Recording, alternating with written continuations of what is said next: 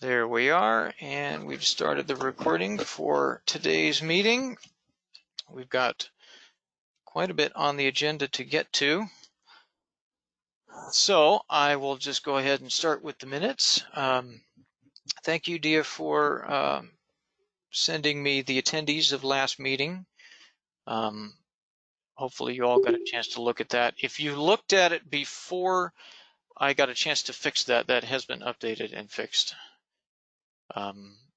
So I will ask anybody else if they wanted to make any additions or corrections to the April minutes. The minutes and the recording are available up there if you didn't get a chance to be at that meeting.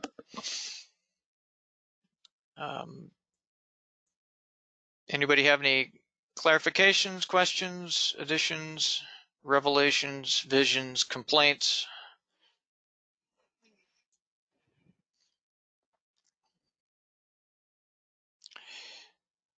All right, hearing none, I'll go ahead and call for a motion to accept the April minutes. I motion. Do I have a second? I second. This is Ann. Thank you, Ann, for seconding. And I will go ahead and rather than have everybody say aye, if we have any that are opposed, speak now or type now.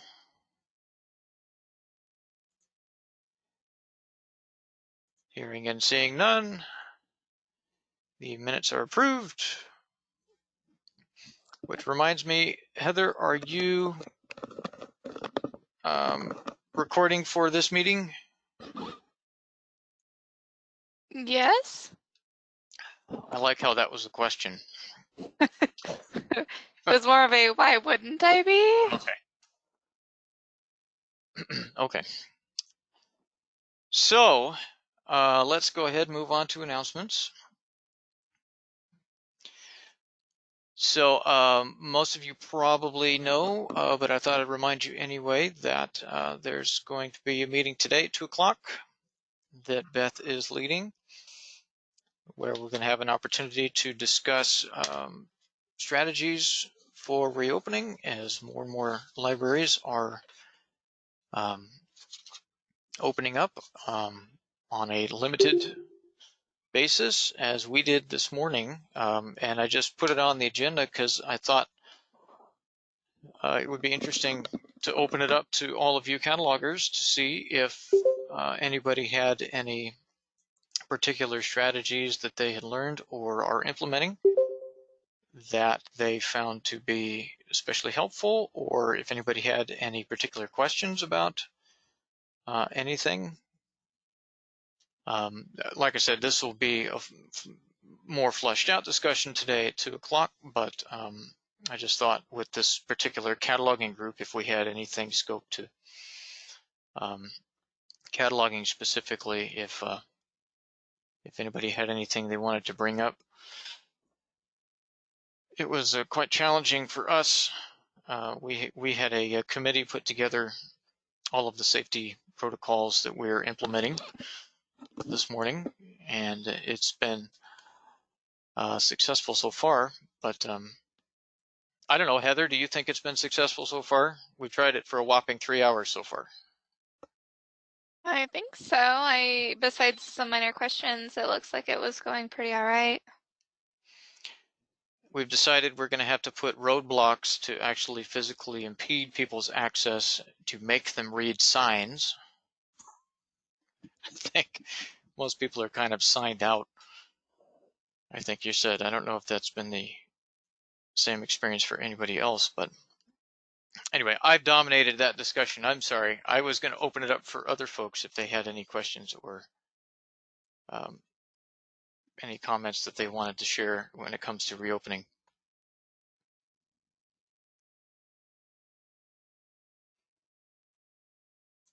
Scared silence.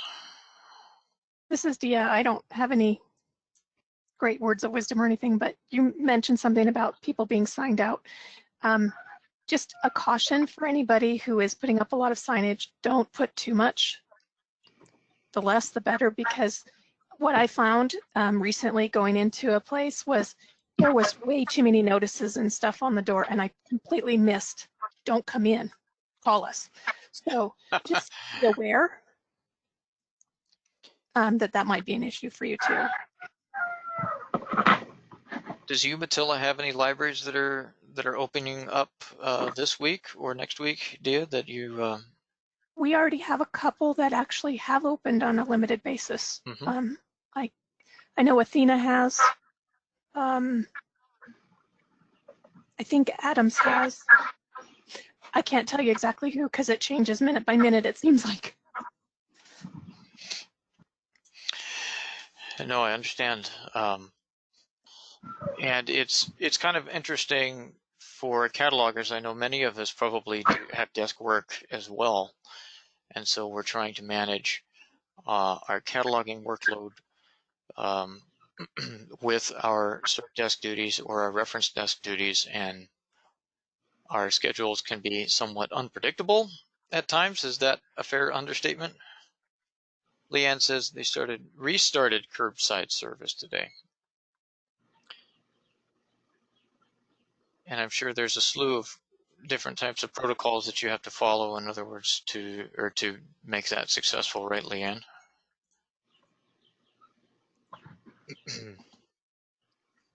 Anyway, hopefully some of you have been, Leanne says yes, hopefully there have been some of you that have been able to get some of your cataloging done, either in addition to being in the buildings or been able to take advantage of work from home opportunities. We've been able to do some of that here, and I'm certainly, my cataloging regimen hasn't been what it normally is. It may be the same for many of you. So anyway, just a reminder, 2 o'clock today, to have more of a larger, broad-based discussion about that.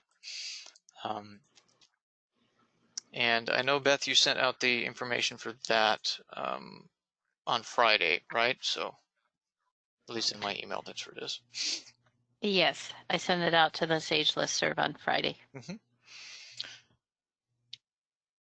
All right, Beth, do you want to let us know what's happening with authorities? Sure. So we now have a new authority control vendor, Marchive. Our former authority control vendor went out of the business, essentially retired. So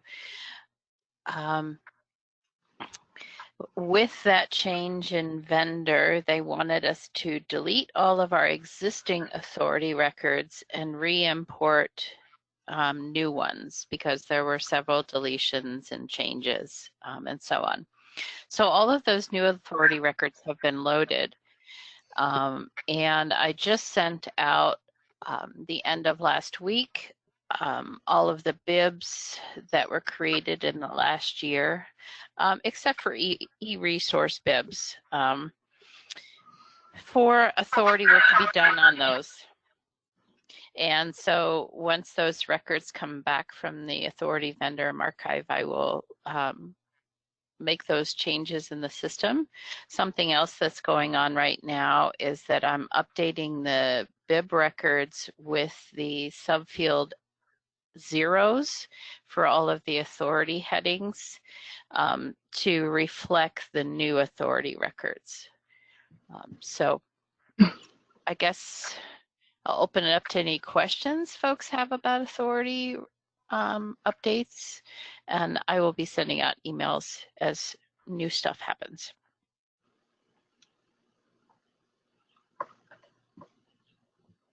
So, this is Lori. Go ahead, Lori. Yeah, and so Beth, I was just wondering, with this update, is there any way we can avoid having our numeration on series get altered? The last authority updates had some things that we weren't doing. In the 490, it was changing, I think, the verbiage in the numeration. And then in the 800s, it always deletes the beginning 0, which, as I've always understood, it may not be the case anymore, but if you have a 0 in front of a single digit number, it will help with ordering those records when patrons are searching from 1 to 9. Is that possible to avoid those changes during authority work, or is that just not available? It is available to a certain extent, Lori. Now that we're aware of the issue, I can review the files that come in before I load them, and make sure some authority records actually authorize the, how do I phrase this? The verbiage that goes before the numeration. They will authorize whether it's book or number or any other iteration, and it will attempt to correct that in our system, but I can review the incoming MARC file and remove those book notations. It is slightly, go ahead. I think as I recall from our series document that we did ask to put in to use book period, BK period, I think was the standard. But since it doesn't display, it might not be a huge thing in the 490. And the other issue sometimes in the 490 was that we put brackets in when that numeration was not actually from the item in hand, but rather from another series source like Novel List or, Library of Congress, of course, doesn't even do any work at all on numeration. So we were using brackets if we couldn't find an official statement of series numeration. And I think some of those went away in the last work. Doesn't matter, it doesn't display, I guess. No, and I was concentrating more on any changes to the 800 subfield V specifically, Okay.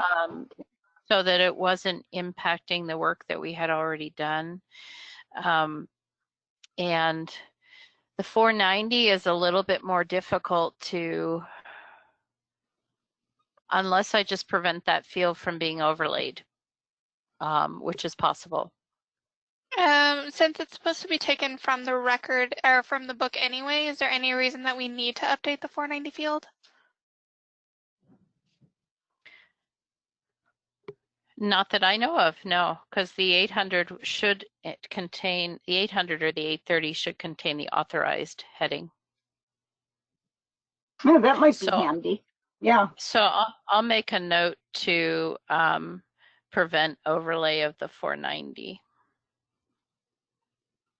Now, another thing that I had noticed when I do work from home, I do a lot of database, just checking duplicates and cleaning things up. And I'm still finding a very few that have that subfield 0 information at the front of a tag.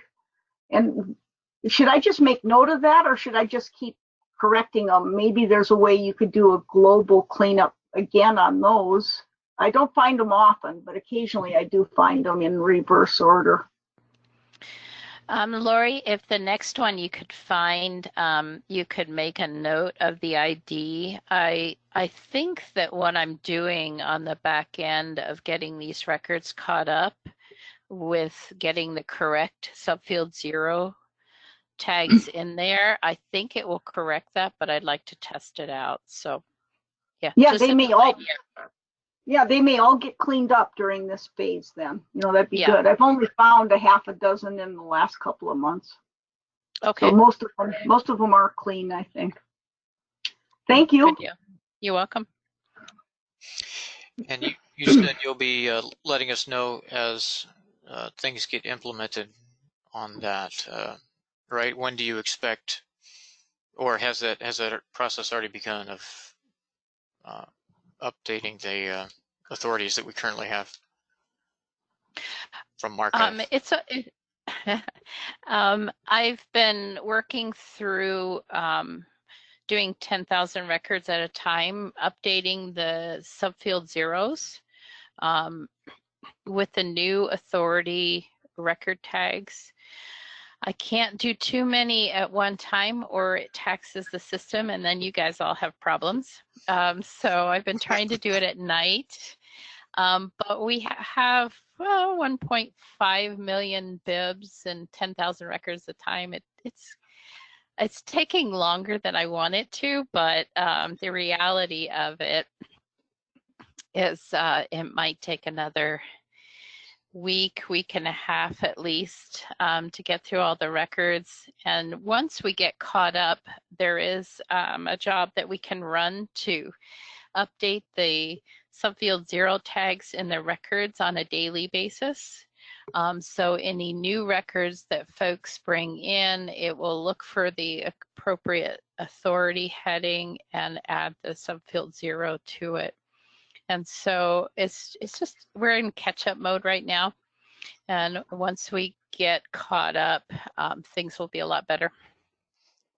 1.5 million records, a paltry amount. A paltry amount, yes. All right, well, thanks for all of that work. That's a lot of work. We're grateful to be working with the authority vendor again so we can get some of these things cleaned up. I think it's going to help a lot. Beth, with this contract, how often should authority work be done? Will it be an annual thing, do you think?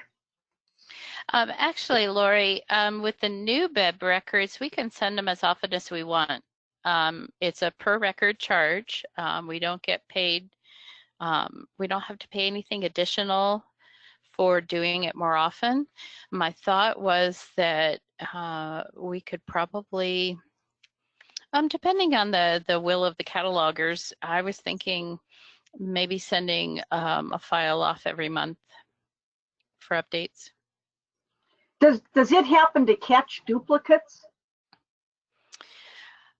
Does it happen to catch duplicates? No. I run a separate script for that. And the last time I ran that particular, I think was in March. And John and I are still working through that duplicate list. I think between the two of us, gosh, I don't want to misquote this, but I think we've tackled at least 1,000 duplicates, maybe more. What do you think, John? No, something like that, yeah. I have to pull up the actual file because I don't remember. But yeah, so we're addressing the backlog of duplicates, and when I run that script, I target the newest ones first, trying to get those out of the system, and then going back to older ones that have been just sitting around, and also looking at, with our new matching standards, ones that could be possibly combined. So there's cleanup going on in the background. Okay. All right. Heather, you want to take a minute or two and let us know what's happening with the cat level subcommittee? Currently, we're tackling some of the older, I forgot the word for that, paperwork, essentially. We were revising the core competencies and the SAGE cataloging standards that affect specifically the different cat levels and their ability to do stuff. And we're working on a test for all 3 levels. And we're meeting again next week, so we're chugging along. Well, that's right. We are meeting next week. I need to make sure not forget. So on the RDA adoption subcommittee, we've started going through existing documentation. That was our first task that we did, just collecting the existing SAGE policies that we have as it comes to AACR2 and RDA. As you all know, we have adopted RDA in a way in that we have a hybrid catalog between RDA and AACR2. One of the goals of the RDA Adoption Committee is to put together procedures as to how we're going to transition to an RDA-only catalog, which will not necessarily happen this year, but the goal of the subcommittee at the end of the subcommittee's work is to have the documentation and procedures in place as to how we're going to do that. So we started with the existing documentation, and we are formulating what the new RDA manual is going to look like when it's completely fleshed out, table of contents and such, as well as one of the other tasks under our umbrella is to talk about the training opportunities we're going to need to make available, how we're going to do that, what's the best forum for that, those types of issues. So all of those we're talking about, and once again, I just thank you to all of the subcommittee members for your opinions and your thoughts as we go forward with this huge undertaking. And recent events over the past few months certainly have not helped us, I think it's safe to say. John? Yes. Concerning RDA, this is not related to the subcommittee, but while we're on the discussion, our RDA toolkit is up for renewal, and I wanted to check with to see if the 2-seat subscription that we currently have is adequate, and whether I should just renew it for the current level that we have. Are you able to change that contract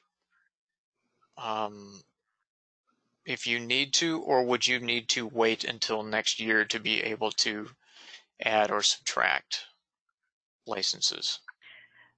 I believe that we can add additional seats for our subscription, and that we would just pay extra for that balance. I haven't done that before. Are you thinking that the need might increase partway through this year?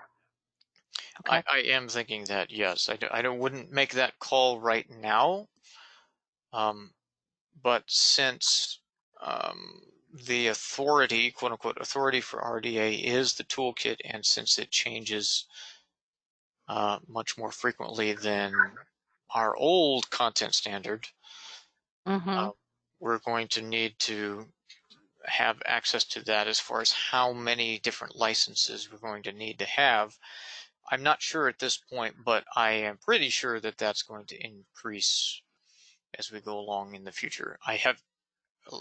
You know much more about the pricing scheme for that than I do. So at this point, I wouldn't increase it, although I would plan to increase it sometime in the near future. Okay, thanks for the input. I will get that renewed at our current level, and then we'll look at increasing it when that need happens. Mm-hmm. Does anybody else in the committee have any thoughts about that? This is Lori, and I had been wondering too, even with those of us taking different classes on RDA, you can get a 30-day temporary pass with all the classes, as I know, but I've switched over to using our RDA login just so I'm familiar. And I've never run into a conflict, but I'm pretty sure sometime within the year with the RDA subcommittee, I kind of was thinking we might need to expect 1, maybe 3 logins, possibly 4 at some point. Mm-hmm. What did they cost, Beth? Do you recall? Each seat?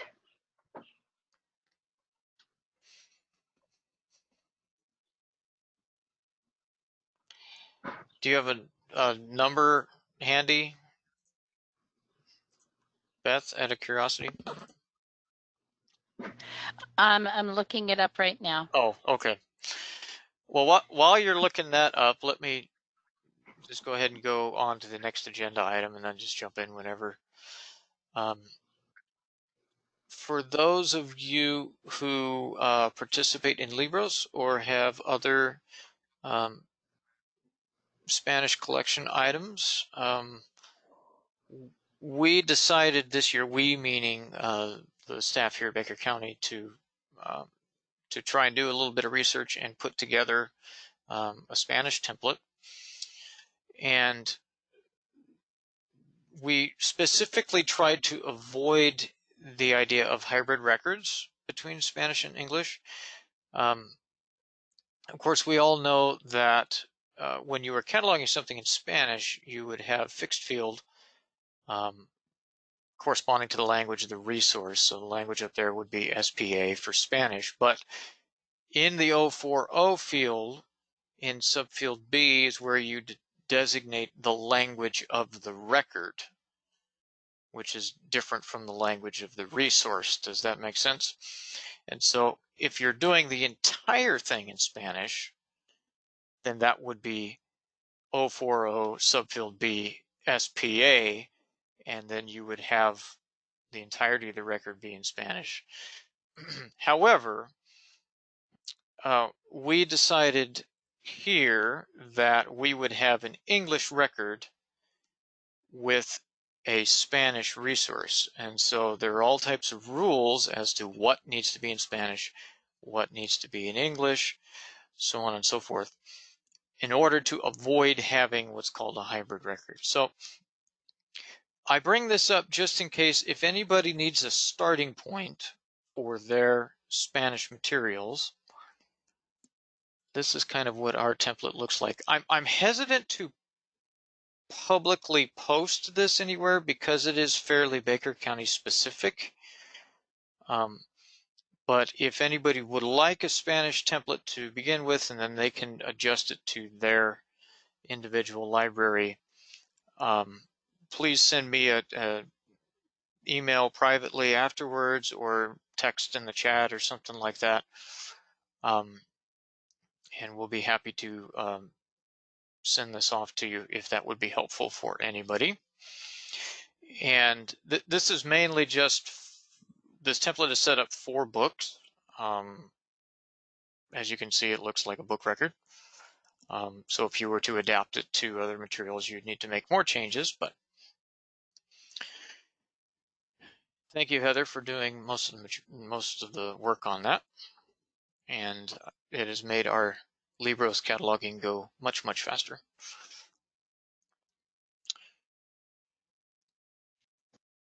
Okay. Heather and John, Yes. you said you have one cataloger at Baker who is doing most of your Spanish cataloging. Yes. And so we could, if we do have a Spanish material and need help, we could possibly contact you or her. Yes, you could always send your questions our way. I know Lisa Honor does a lot of Libros work also. Okay. And so we've been corresponding back and forth about some Spanish topics, which get somewhat difficult at times, right, Lisa? Oh, she says 655 subfield 2 TGFBNE. What did we have? You had just NE, which is the actual website, but the genres. Yeah. Lori, I would love to send you my genre cheat sheet if you'd like it too. Oh, that'd be great. That'd be great. I have one of my own. We'll have a massive one by the time we get done. It will be so helpful. Yeah. I do want it noted that on our, because we also have a genre cheat sheet. On the genre cheat sheet, I did put that. It's just not on this Oh, document. TGFBNE. Yeah. Thesaurus for genre form And Biblioteca Nacional España. How about that? Is that close?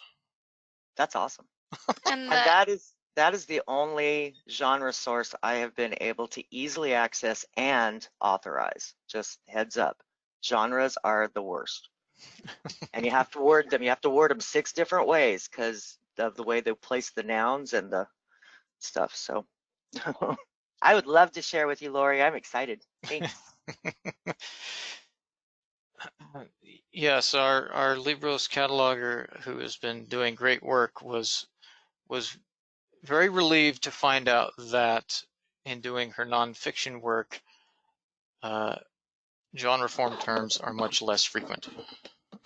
Because she was racking her brain trying to find genre form terms for all of this nonfiction stuff and was having difficulty, put it that way. Okay, so that's that. And I should say, if in addition to the template, if you'd like the list of very common genre form terms that Lisa's found and we've found here, it'll save you a whole lot of time trying to look them up. So, okay, Beth, did you find that number you were looking for RDA subscription? I did. You It's $185 per seat, or simultaneous user. Simultaneous user. So if you would like access to the RDA toolkit, shall I just write a check out to you directly, Beth? Or no, I'm just kidding. Sorry, folks. My humor is a little bit too dry for a Monday morning. Okay, so I will go ahead and open up the meeting before we get to the training portion of the meeting. If anybody has brought anything that they'd like to talk about or ask about or concerned about, just completely open it up for general cataloging questions from the group.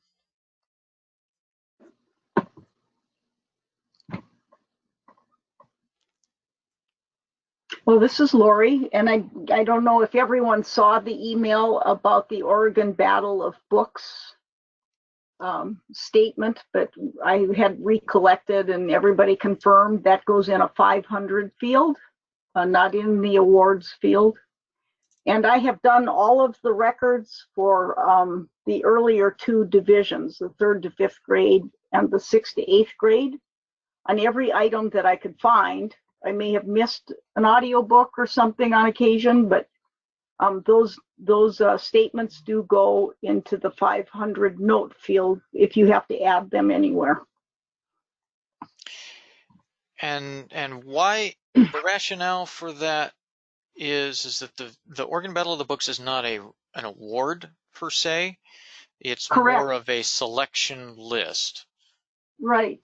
586 award notes are for items that have won specific awards. So we put Oregon Battle of the Books information in the 500 field. Oop, is it grade or grades? Sorry, Lori, to put you on the spot here. Actually, I can't edit your email. Grades 6 through 8, right? Grades 3 through 5, grades 6 through 8, grades 9 through 12.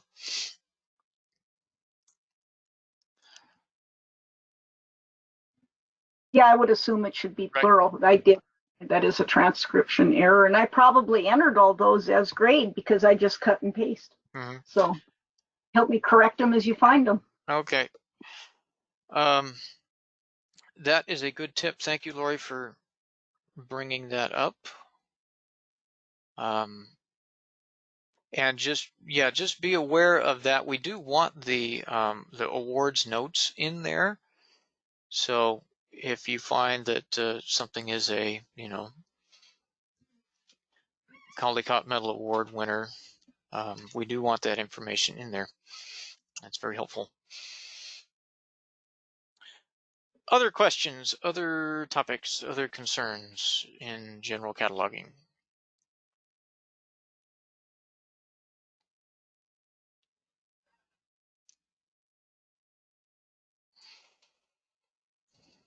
Silence. Everybody is doing everything perfectly, which is what I want to hear. Awesome.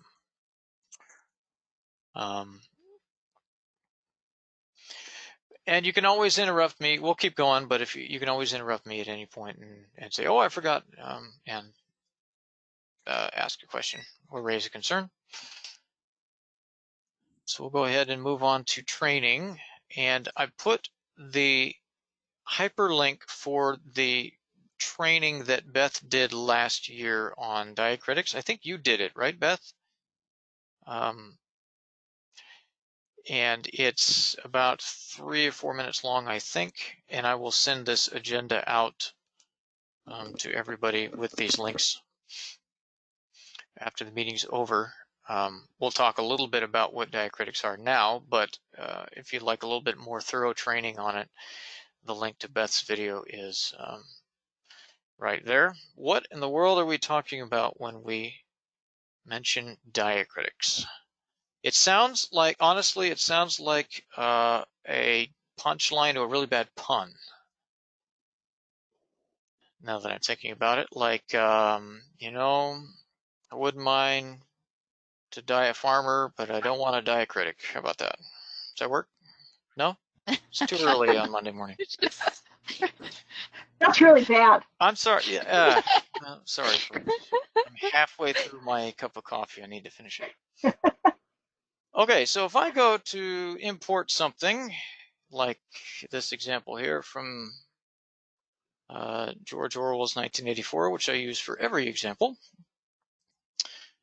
And I'm going to look at importing this record, and I notice some strangeness here. Most often you'll see this in the subfield C of the 260 or 264 field. That should be a copyright symbol, or, you know, in the case of ASGR2, you'll just see a lowercase c, but instead we get this. We get the sound recording copyright symbol as well as a flat symbol, which I as a musician appreciate. However, that is not the correct way to designate copyright in our catalog. So if you import this, this needs to be changed to the copyright symbol. And that's probably the most common occurrence of strange diacritics you'll see, but we also need to look at, I just pulled up this random record that I found that has an example of what I'm talking about here. See this right here? This has the flat symbol and copyright, but this is in the 100 field, and this is because this author's name has an accent mark. And sometimes some catalogs that we import through Z's39 don't translate these particularly well. And so when we see that, we need to change it. So how do I change that? I'm going to pull up my character map, which, if you're not sure where that is, it should be somewhere in your start menu, in your applications. It may be under accessories. Is it under accessories? I can never remember. Well, and if you actually start typing when you have your start menu up, a lot of times it will just start searching. Ah, yes, you can do that too. Somewhere. Where do I do You that? just start typing. Right here. Sorry, I'm a Mac person.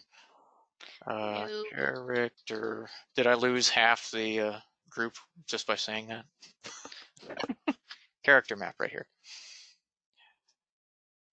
And Can I so, ask, yeah, go ahead. John, Harry, ask if you can increase zoom on your screen for them to see better. I can try. Let's see. How in the world do I do that? Can I do that with, let's see if GoToMeeting will let me Control do that. plus. Control plus. Plus. You Here can we do go. it multiple times. All right. Okay. Does that look a little better? Sorry, you guys were typing in the chat, and I was just completely oblivious to that. Yes, it's very nice. Okay. So I don't think that increased my character map, but you may not be able to see the characters here, but one way to find, for example, in copyright land, instead of trying to scroll down to find the sound copyright symbol, if you just type copyright in the bottom box here, you can see it brings up both the copyright symbol and the phonograph or the sound recording copyright, which we use for audiovisual materials. So let me get out of that. And right on the first page here, let me make sure I select the correct character. I can copy this and paste it in that way, or I can use the character map, which I will demonstrate here. So we want this one, not the other E, which goes the other direction, but this one. Thank you. And I'm going to go select, and I'm going to copy. And I'm going to go back over here, and I can paste plain text by doing Shift-Control-V. And then I'm going to go down here in the statement of responsibility and do the same thing. Okay, and then I'm going to go here and I'm going to pick the copyright symbol, which is right there. Let's see, let's go to that. Select, copy. And I'm also going to take away this period that shouldn't be there. And that's how I'm going to fix that. Okay, I'm going to scroll through here and just make sure we don't have any other strange. Nope, I don't see any.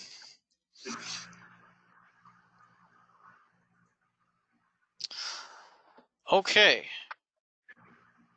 So like I said, there is a training video that will go over that and probably is a little bit more thorough than that, but I have the link for that there, which I will send out later. And it's been a while since I did that training. So if you guys see any deficiencies in it, I will be glad to do it again. I think it might be in the staff client too. So that might be a deficiency. We could use an update. Yeah. Okay. So update it for the web client. All right.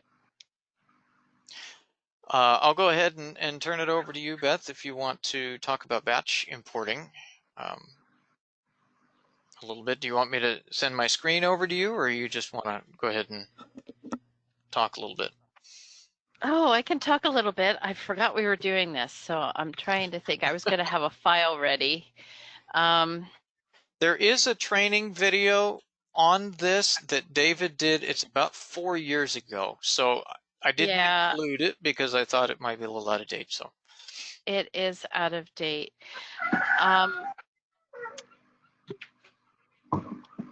Let me see what I can pull together. Okay. You can go ahead and let's see. Before you do that, these aren't really agenda items. I just included them on the agenda again. We talked about them at our last meeting. For those of you that are still doing work from home and need some training ideas, these are both free, and all of the WebJunction courses in this link are kind of 1 hour, 2 hour seminars, and you can, they're a wide variety of topics. They're not that old. There's some interactive ones too. Oh, there are, good. And the Library Juice Academy course, which some in our number have taken already, and that is a more involved course. Lori, I know you've taken it. Celine has taken it also. Did either one of you just want to quickly talk about your experience there? Useful, not useful? Would you recommend it? This is Lori, and I found it really, if I followed all of their links, their information, their breakout discussion papers and things. I found it very thorough, and it actually got me down in the rabbit hole to where I was learning more and more about RDA and getting familiar with the toolkit. I did miss the part where you could interact with a professor. I would like to take at some point an RDA course where I can actually discuss certain things that I still don't quite grasp, or if there are maybe some variations on practice. For instance, the little email I sent you, John, about unusual punctuation and capitalization and characters and titles. Mm-hmm. It is not a cut and dried decision, and it should be made actually in-house or within a system, according to everything that I learned through Library Juice Academy. But I thought it was really, it challenged me. And the terminology alone, just getting used to RDA terminology, and now the changes in terminology with the new version, the beta RDA toolkit, the terminology is radically changing, of course. And it did get me into that. So the terminology and just getting familiar with the toolkit and realizing kind of a whole different thought process. I'm just on the edge of not wanting to change any of my thought processes, so it was a challenge. Yeah, I'd recommend it. Anyone that felt they had time, you'll get as much out of it as you decide to put into it, I think. Yeah, Celine says the exercise is very useful to cement the ideas. I find that's definitely the case with me in any kind of training. If I have to do some experience actually implementing it, it forces me to understand it a little bit better, especially something as complex as RDA. And remember, folks, that RDA 2013, when the Library of Congress adopted it, is not the same as RDA today. And so the subcommittee is looking at it with through the lens of, okay, we're gonna adopt this earlier generation of RDA so that we can make that transition a little bit easier from ASU because it is rapidly becoming more complex as we speak. So just know those options are available to you. There are many, many more. There's an excellent course by YouTube video by Vicky Sipe that I did not include on this list from Alexis, which I learned is now the correct pronunciation of ALCTS. Thank you, Dia. I should have put it on this list. I didn't, but I can send that out to you if you're interested. That hour-long course is also excellent. Anyway. I also found, and I'll send this out to everyone, but I don't know if it was recommended through Library Juice Academy. I think I found it just trying to get a little more handle on the newer version of RDA. And it was by Dr. Pamela Thomas. And I think that was also Alexis. Understanding WEMI, and it's from 2018, and that was a lot more updated than a lot of the breakouts from Library Juice Academy. But that was the best YouTube video training that I found during the course. And I'll send that out to everyone. I thought that was really helpful. Mm-hmm. Yeah, that's really foundational to this new RDA. Well, not new, but to the RDA model. The functional requirements for bibliographic records is what they call it. Yeah, and the linked, your linked data and your live links to things. It's just amazing what this will end up providing. Mm-hmm. So just know, folks, if you're sitting there going, what in the world is going on? And I'm not sure I can take all of this in. A sizable part of the subcommittee's work is trying to make sure that we provide adequate training opportunities for folks in a variety of different ways, so that if you are getting to the point where you start feeling overwhelmed, that there is help there available to you. not just from those training opportunities, but from your fellow catalogers here in the committee as well. Okay, Beth, I left you 8 minutes to talk about batch importing. Thank you so much, John. And while you were talking about the classes, I got an example to load. So if you can share, hand over share rights to me, I will have the client up and give a quick intro into batch update. Okay, I made you presenter. Do I have to do something? Do you there we see go. my screen? Yeah, I Okay, see it. Does you should everybody see my see her screen. screen? Okay. So the MARC batch import export oftentimes is used for those folks that receive batch files from a vendor, or probably more likely from CAD Express subscription. With the update to the web client, the screen changed quite a bit. A lot of the increased functionality we are not potentially taking advantage of right now. For instance, this first option, apply or create form template, I haven't used yet, but it might be useful in the future for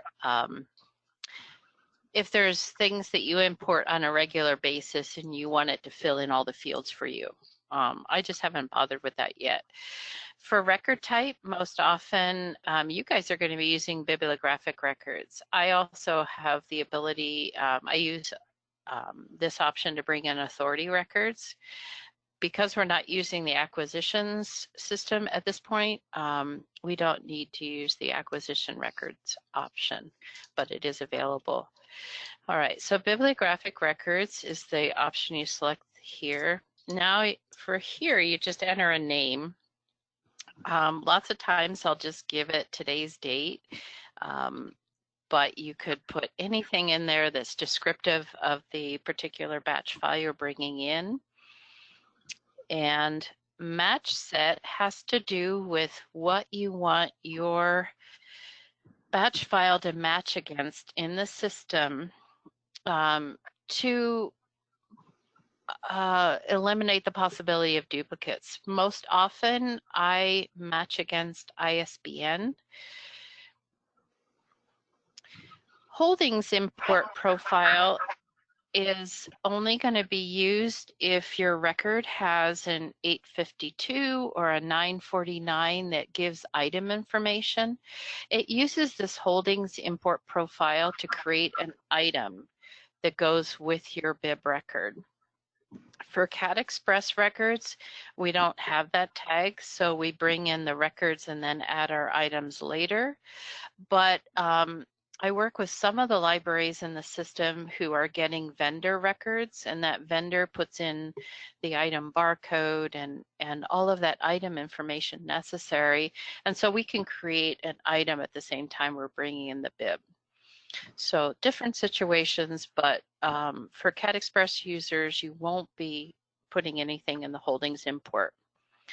For the merge profile, here again, you may see different options as you're working through it because of your login may not have all these defined.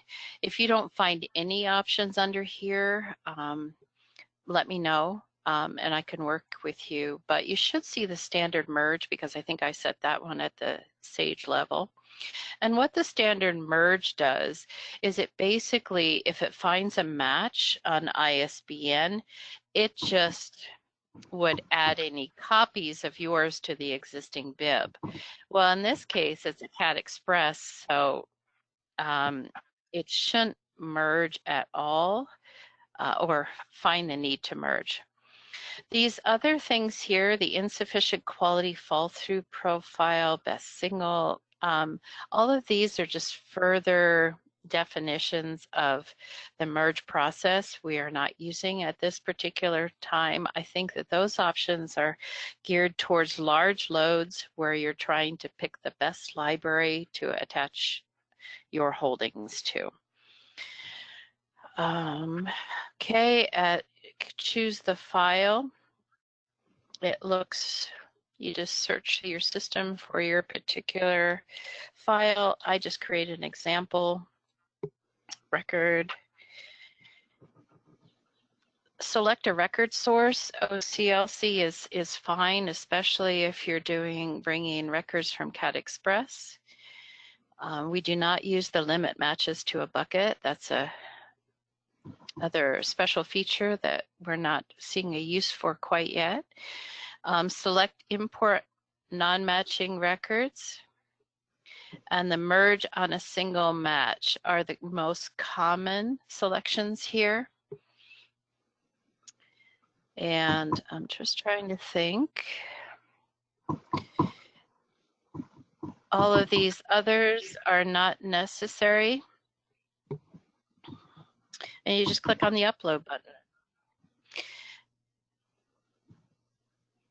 Any questions? Beth, could you take a picture or something of that screen and then send that out as a guide? Yeah, I could do that. I mean, I think that would help a lot. I think Tracy was waiting to get this information too. I always end up getting my import, but it takes 2 or 3 rounds before I got all those fields properly either ignored or selected. So thank you. Well, and I found too, this is Dia, that you don't have to select all those things either, and it will import just fine. Correct. And I don't know if I don't know if that's necessary or not to have all these things, but. So the merge profile, if you're bringing in a CAT Express record, you should have already searched the Sage system anyway. So and you don't have any item information. So a merge doesn't make sense. So it almost needs to be a picture of 2 different screens depending on whether you're doing a CAT Express import versus a regular batch import with items. Does that make sense? Do you agree with that, Dia? Yes, I would. So for CAT Express, we would leave off the merge profile, leave off the merge on a single match, and just import non-matching records. So it simplifies it quite a bit for the CAT Express loads.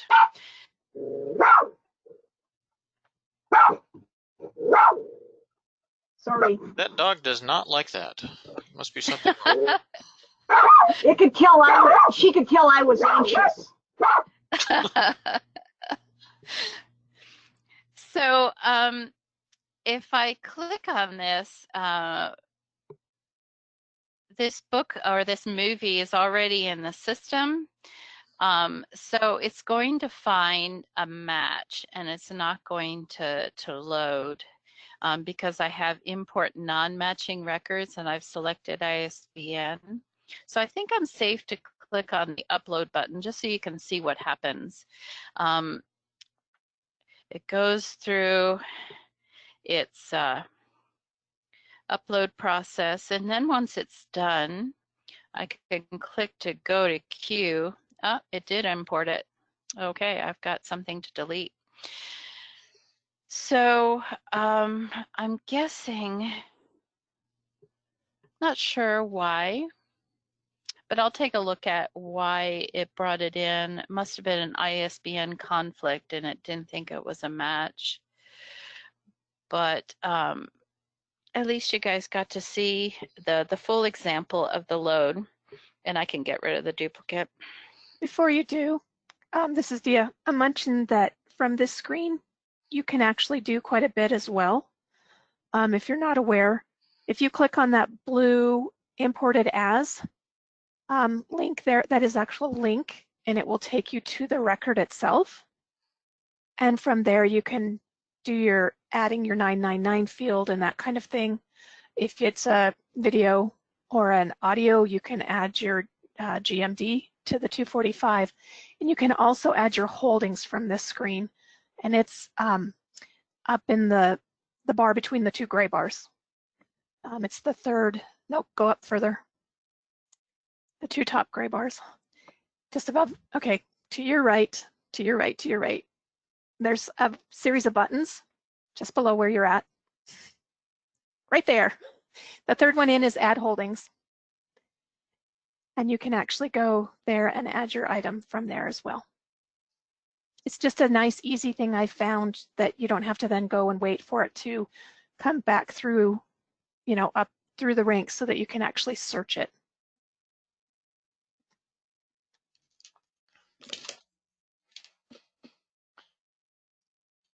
Okay, well, we are just about at time. Actually, we're 3 minutes over time. But I just want to say again, thank you everybody for taking an hour out of your day to spend with us and your fellow catalogers, and thanks Beth for going through that. Thanks Beth and Dia, really. And we're gonna, yeah, go ahead. Can I interrupt for just a second? Yes. I just realized that if you get to this screen and then you don't know where to go to get back to the previous screen, just use the back button at the top under the Evergreen, and it will take you back to that table.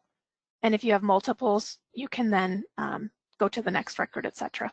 But just using the back button will get you back to this table. Mm-hmm.